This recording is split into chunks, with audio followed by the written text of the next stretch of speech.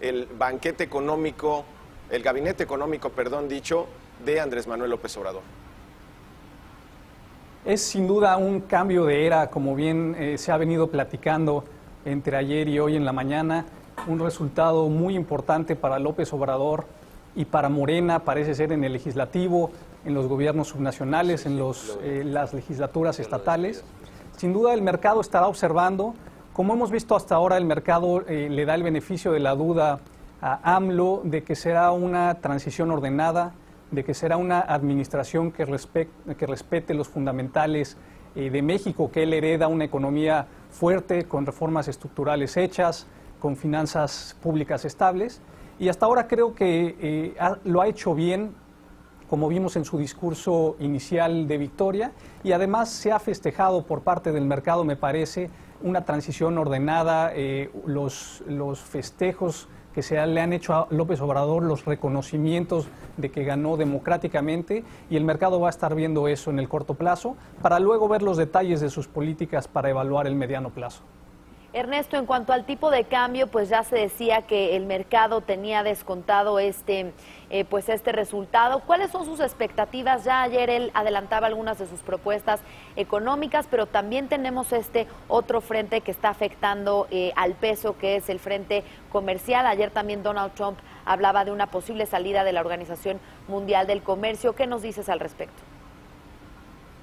Así es, el mercado ya tenía descontado un triunfo de AMLO, tenía descontado también quizás la mayoría en las cámaras del Congreso, y lo que el mercado también tenía descontado es un AMLO moderado, un AMLO que respete sobre todo tres pilares importantes de la economía mexicana, que son el estar abiertos al mundo en el comercio, la responsabilidad fiscal y la estabilidad macroeconómica.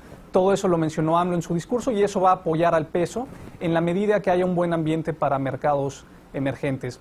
Sin duda, como menciona Susana, el entorno para mercados emergentes es complicado porque la Fed está subiendo tasas, es complicado porque el dólar se está fortaleciendo, y entonces la administración de Andrés Manuel López Obrador tendrá ahora que navegar estos retos, y la mejor manera de navegarlos es manteniendo la fortaleza de los fundamentos macroeconómicos. Sin duda él hereda la negociación del Tratado de Libre Comercio, hereda una economía sólida, pero que tiene muchas áreas de oportunidad en áreas como seguridad, en la lucha contra la corrupción y en temas de violencia, y eso va a ser un reto ahora sin duda, ya estando en el gobierno y no como candidato.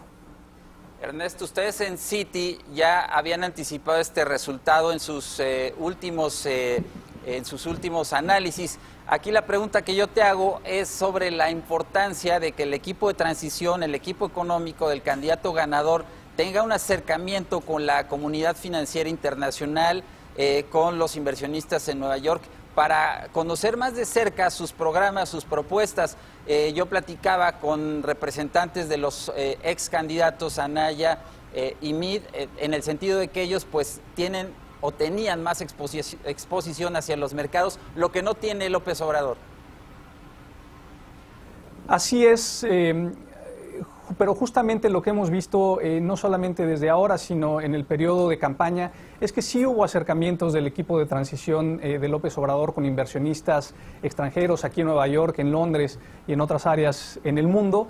El mercado, justamente por esos acercamientos y esas pláticas, me parece que le dio el beneficio de la duda a Andrés Manuel López Obrador, pensando que va a ser una administración moderada en lo económico. Sí que quiere, por supuesto, incrementar la agenda de gasto social y todas las propuestas que él hizo respecto a atender todos los desbalances que se han venido observando en la economía mexicana en últimos años en términos de lucha contra la pobreza y en términos de desigualdad. Entonces yo te diría que sí ha habido acercamiento, habrá más sin duda comenzando con esta misma semana y en todo el periodo de transición, y eso es justamente muy importante para que haya esa comunicación entre inversionistas y entre el equipo de transición y luego del gobierno, para entender exactamente cuáles van a ser las políticas y qué impacto tendrán. Ernesto, sobre la candidatura a Andrés Manuel siempre pesó un velo de pesimismo por cierta parte del electorado.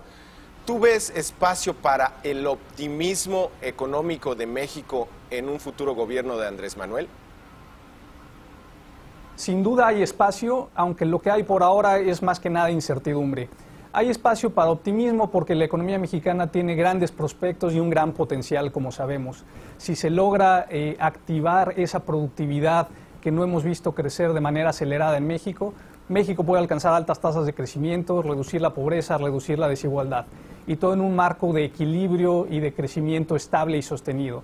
Sin embargo, ahora, como menciono, pues hay mucha incertidumbre exactamente cuáles van a ser las políticas, exactamente cómo se va a financiar el gobierno ante lo que es un plan muy ambicioso de inversión en infraestructura y de gasto social, y son esos detalles los que el equipo de transición seguramente trabajará ahora, comunicará al mercado y comunicará a la sociedad. Hay que estar atentos de qué es lo que viene. Ernesto, dejando a un lado un poco esta pues incertidumbre que ya mencionabas en espera de conocer más detalles sobre la política económica de Andrés Manuel López Obrador, sobre estas reuniones que hablabas de inversionistas con AMLO y también su equipo allá, por allá que tuvieron hace un tiempo, ¿hay ánimo entonces de seguir invirtiendo en México y continuar apostando por nuestro país? Sin lugar a dudas, yo resumiría que la actitud ahora es de ver y esperar, como se dice por aquí, wait and see. Los inversionistas son optimistas con México, por lo que yo mencionaba, es una economía con un gran potencial. Ahora los precios de los activos son atractivos, la tasa real de interés en México es una de las más atractivas en mercados emergentes, el peso, como sabemos, está subvaluado de acuerdo a varios modelos de largo plazo y tendría espacio para fortalecerse si las condiciones son las favorables. Así es que yo diría que los inversionistas, tanto de corto plazo como de largo plazo, podrían estar optimistas respecto a un México que crece más de manera sostenida y ahora justamente, como he mencionado, habrá que ver los detalles. Bien, Ernesto Revilla, gracias por acompañarnos desde los estudios de Bloomberg en Nueva York. Un gusto estar con ustedes, muchas gracias. Buenos días. En la jornada electoral de